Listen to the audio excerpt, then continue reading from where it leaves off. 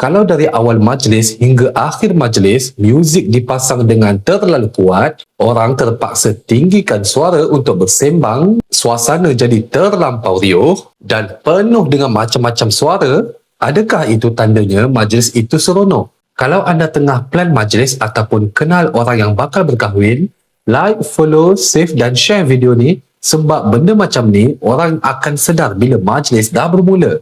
Saya pernah tengok dalam satu majlis, dari awal memang nampak meriah. Suara muzik sangat kuat, orang ramai. Bila muzik sangat kuat, orang yang nak bersembang ni kena tinggikan suara. Bahkan sampai ada yang menjerit. Semuanya nampak hidup. Tapi lama-lama saya rasa suasana tu jadi memenatkan. Tetamu yang lain pun tak ada mood nak bersembang. Orang tua pun rasa kurang selesa. Keluarga yang tengah urus ini pun akan jadi susah kalau ada arahan yang datang tiba-tiba.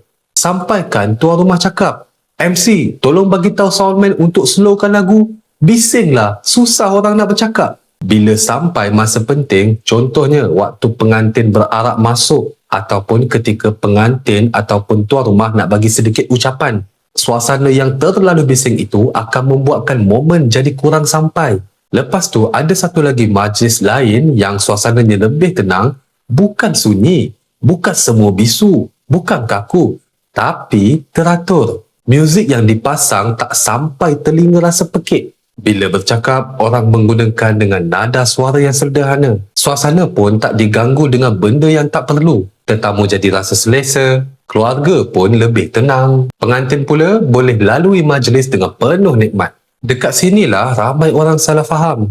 Tenang bukan bermaksud bosan dan bising bukan bermaksud orang suka. Kadang-kadang suasana yang terlalu bising hanya nampak meriah di luar, tapi tak beri keselesaan yang sebenar kepada orang yang hadir ke majlis itu. Majlis kahwin ni nak orang rasa selesa, nak berbual, nak tengok momen penting dengan hati yang tenang dan nak balik tanpa rasa pening kepala. MC yang baik bukan tugas dia untuk bisingkan dewan. Bukan juga bercakap tanpa henti. Tapi dia tahu bila masa dia nak bercakap, bila masa dia nak diam, bila masa dia nak bantu bagi arahan dan macam mana nak jaga feel majlis supaya kekal selesa. Serta cuba memberikan suasana yang teratur, time yang elok dan cara penyampaian yang kena pada tempatnya. Berdasarkan pengalaman anda bila hadir ke majlis, anda lebih suka suasana yang macam mana? Cuba komen dekat bawah.